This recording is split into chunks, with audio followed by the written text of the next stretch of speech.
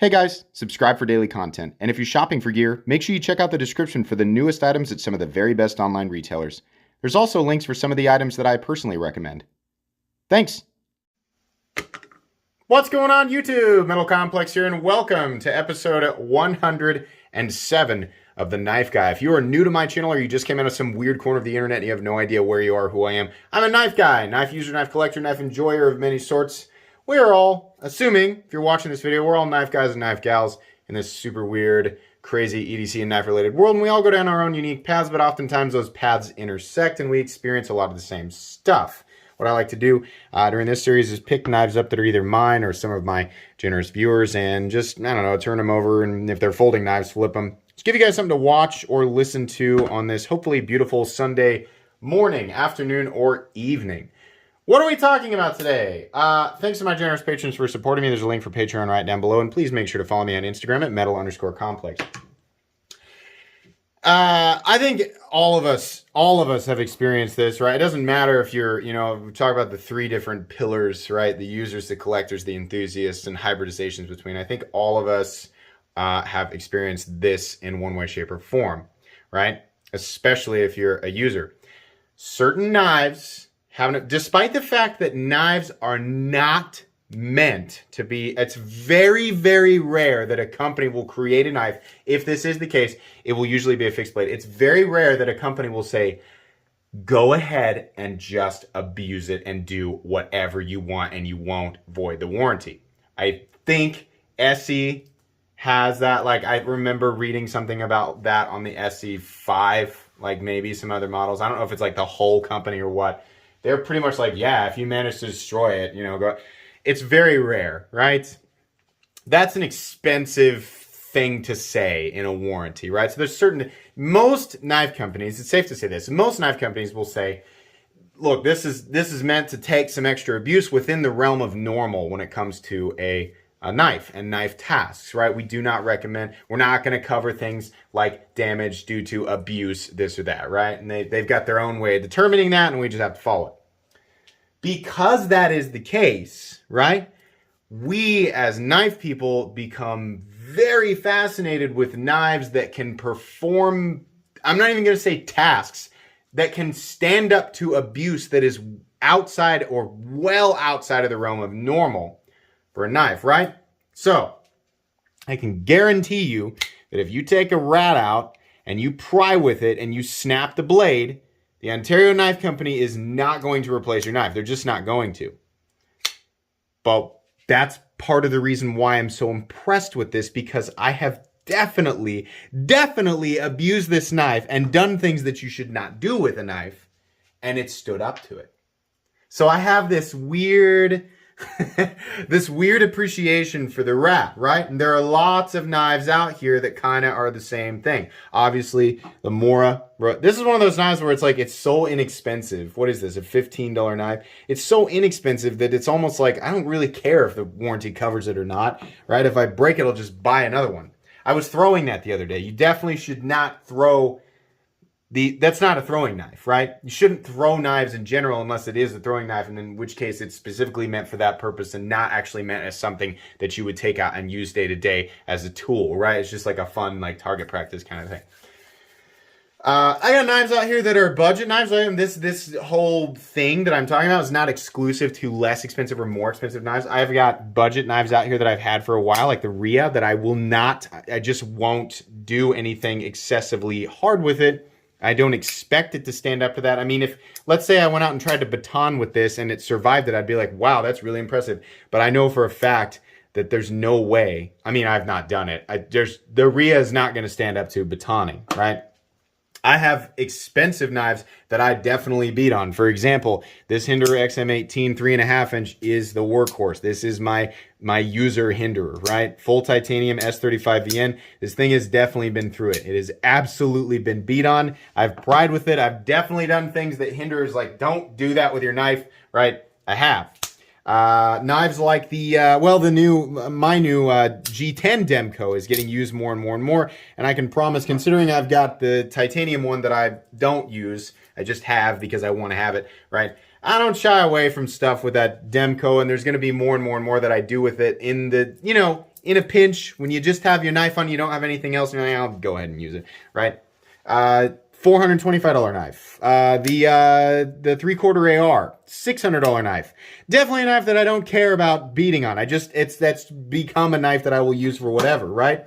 Got knives like the SR1 that are inexpensive, same kind of thing, right?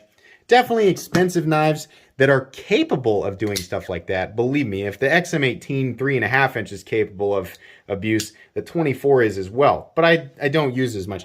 Anyways, my point is that there are certain knives, the way that they're built, right?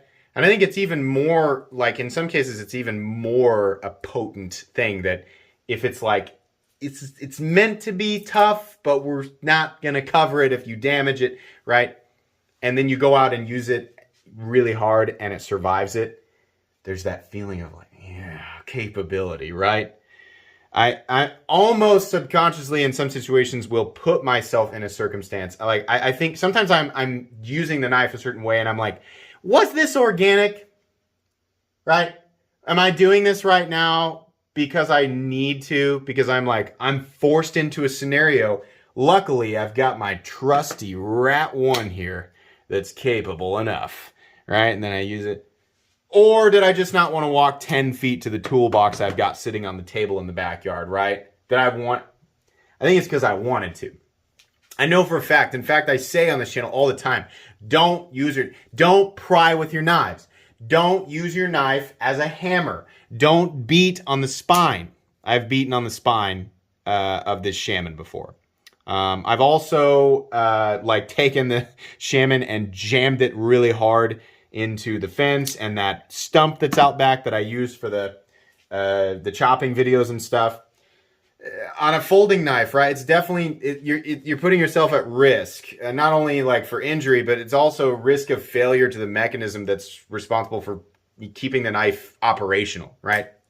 But when you go ahead and just do it, you get that sense of like, yeah, I made the right choice. This is the trusty tool. This is the right tool to have on me right now because I can use it for this stuff, right? Maybe not in excess, but it can handle a little bit more than perhaps it was meant to handle. I think that's what it comes down to with me, is that I'm proving to myself, right? Or I'm proving something that wasn't, it's a stupid thought, right? To think that like other people don't know. And it's like, oh, wow, this knife can handle, being used for something that it's not supposed to be used for, and then just getting that enjoyment out of it. Why? Why do we want to do stuff like that? Why do we want to push the limits? Why do videos exist on the internet of people? I was watching the Dutch bushcraft guys testing the, between the clone 8010 and the actual 8010. And what they were doing is they had the 8010, because they're trying to get the Triad lock to fail on both the clone and the real thing. And they had it like this, and they had tied it to a stick, a long stick, and they were they cranked it down, right, so it would stay stuck. And they were getting it way back on the back of it, and they were swinging it and slamming the spine down on, I can't remember what it was, like a log or something, trying to get it to disengage. And I remember watching that and going, oh my God, that is impressive. That Triad lock is not disengaging, or at least on the real one, if you didn't know, those of you who are like, I buy clone tools are just as good. The same quality as all these other companies trying to rip me off. I'm smart. I buy a clone to save money.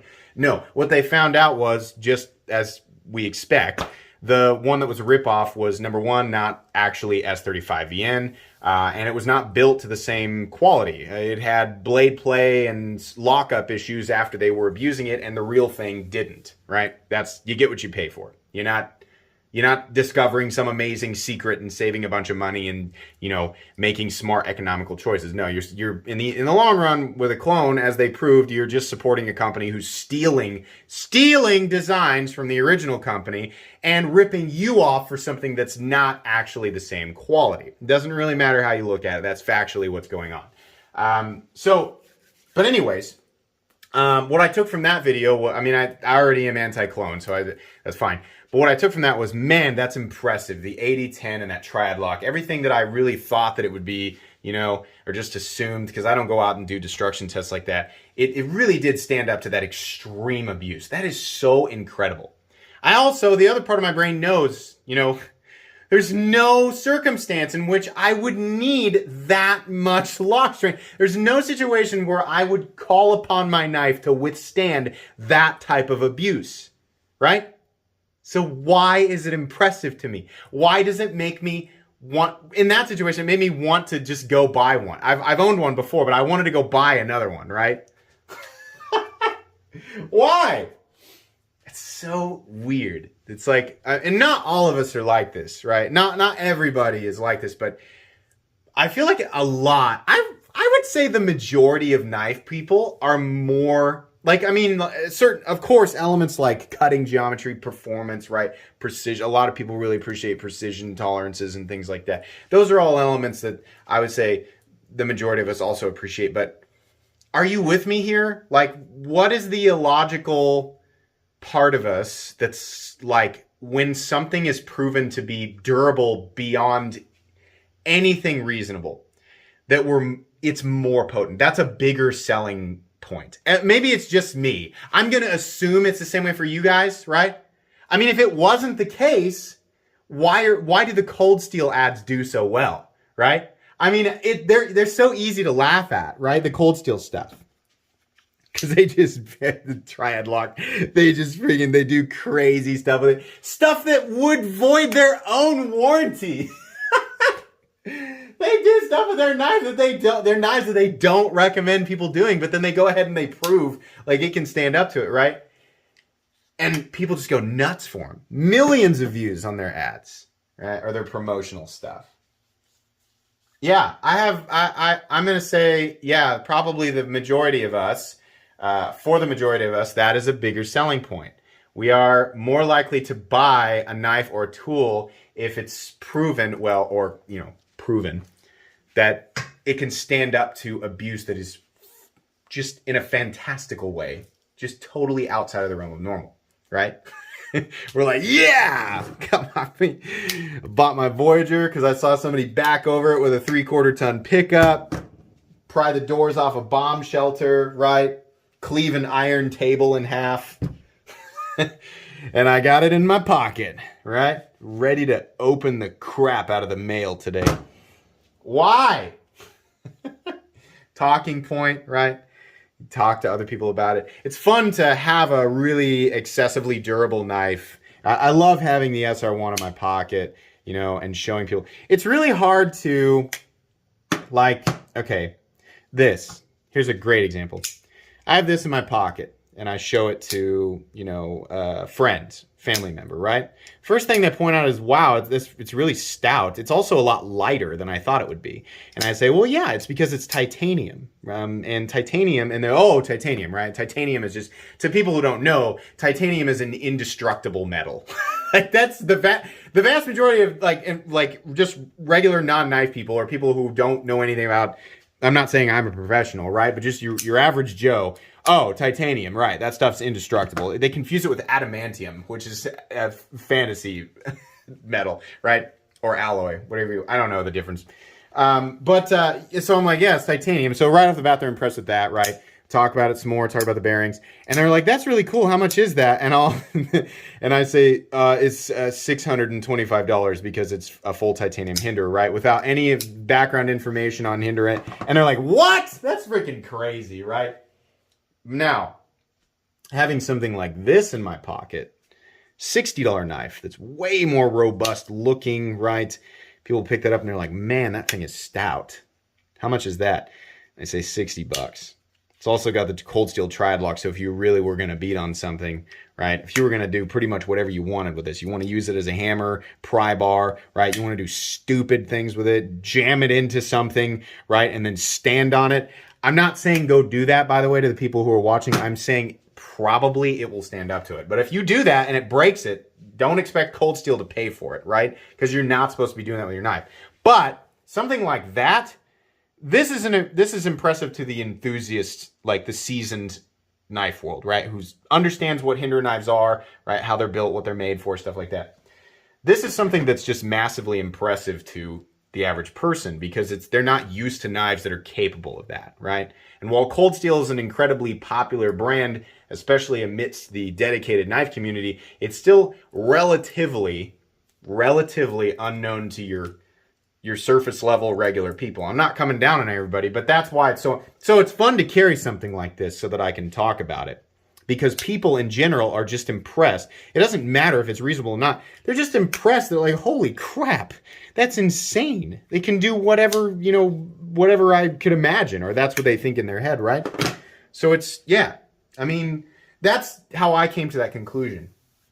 I just don't understand why, me and most of the people who are watching this right now, why are we drawn to that if we know that it's not it's never the ideal. Like, if you need to pry, a knife is never the ideal item. If you need to hammer, a knife is never the ideal item, right? You just use a hammer. It's not impressive that a hammer hammers nails in. It's not impressive that a pry bar pries stuff up, right? It's like 1/5 of an inch piece of steel, right? Take literally this, right? Same size pry bar, 1/5 of an inch, and it pries stuff up, right? You do the same thing with this, and it's impressive that this can do it just because it's on a pivot, right? It's not impressive at all that the pry bar does it. Why is it so much more impressive? Oh, because it folds and it's not normally something you do with a knife, right? But it's infinitely more impressive. Hundreds, thousands of times more impressive. People will go out of their way to buy an object that is not meant to do that just because it probably can. Oh man, it's that different. I mean, for a lot of people, it's that whole transitional thing. Like people getting into the knife world, they collect knives. At first, it's just about like how it looks, right? Maybe it like whips out really quick. Or maybe it's like cool tanto serrated, right? And then maybe it's about steel, right, for a little bit and higher materials. And then at some point, a lot of us venture into that. It's overbuilt and mega hard use oriented for no reason, right? And then people really get into that a little bit, right? Not everybody gets everything, but it almost doesn't matter what it is. Even like a Swiss Army knife, right? You have a certain level of you have a certain idea of what the knife is capable of, right? Yep. Most people are like, okay, it's meant to cut. I'm just going to cut with it. And then you have this part of your brain that's like, it probably could do a little tiny bit more. I could probably like scrape or pry little things up with it, but I'm not going to venture too much past it because I don't want to break it, right? Whatever that is in your mind, the moment that you are in a pinch and instead of walking 10 feet, 20 feet to your toolbox, you just go ahead and you use your knife, right? You go ahead and you use it and you think, I don't know if I should be, oh, hey, it's all right. Wow. All right. Holy cow. And then all of a sudden that new level of respect is built for the item and you're impressed with it and you want to talk about it. You want to tell other people about it, right? It makes you want to buy more. It makes you want to explore more into that territory. That feeling that positive elation. Ooh, neat. I wonder what else is out there that can do more than I assumed that it could do, right? Stuff like this. I already know that I can't break this. I literally can't think of something that I could do to. This is the MP6 from Jake Hoback, and while it is, this is built in a way, or I mean, like there's definitely quality in terms of like lining everything up, but it's 3 pieces, right? And then there's the hardware. It's a big sharpened piece of 3V that's, let's just say, not as finished as something like an XM24. This is roughly a $350 fixed blade, right? I'm sure that there are $50 to $100 fixed blades that probably could take nearly as much abuse, right? But this is 3V, and the geometry and the the blade geometry, the fact that there's not really a tip, and the fact that the stock is so thick, right? It just tells me that there's pretty much nothing that I wouldn't do with that, right? But what's funny is I know I have a standard in my head, right? And that standard is basically infinite. Like, I probably would never be able to destroy that. If I were to go out and use this for as many different ridiculous, abusive, destructive things as I could think of, and it survived exactly as I expected it to, I would still be like, wow, I'm really impressed with this. It did exactly what I thought it was going to do, right? Why? It's funny. If I did a video, like, of the most ridiculous destructive tests possible on that thing, I did a video, and I'm like, you know, me trying to break this, and then I proved, like, yep, it survived everything. You know, it would be a massive selling point for a lot of people. Even though there are tons of knives out there that cost less money, they can probably do the same thing, because we're just really, we're really obsessed with that. Look how strong and tough it is. It's impenetrable, resilient, right? It's funny. I'm not saying it's bad. I'm not saying we're dumb for thinking that way. I'm just saying it's funny, like, digging into that thought process. And we know it, and we entertain it anyway, right? Why? Because it's fun, right? Listen, there's no lesson here. Just rambling for 20 minutes about something that I thought, oh, that is it's a funny talking point. I don't know that this really needs to go on. I mean, I'm starting to repeat myself again, as per usual. Hope you guys got something out of this. It's fun to talk about. If you guys enjoy this, oh, be sure to follow me on Instagram at metal_complex. And please check to see if you're subscribed. It would mean the world to me to just, if you checked, right? If you watch my content all the time, check to see if you're subscribed. Because if you're not, it'd be great if you would. Please make sure, oh, I already said that. If you enjoyed this video, leave a like. If you'd like to check out my other content, I do, of course, have lots of videos of knives that are either expensive or inexpensive that I do or don't like, so check those out. And if you enjoy all my content, like I said, subscribe, because there's definitely more coming. Thanks again for watching, everybody, and have a great day.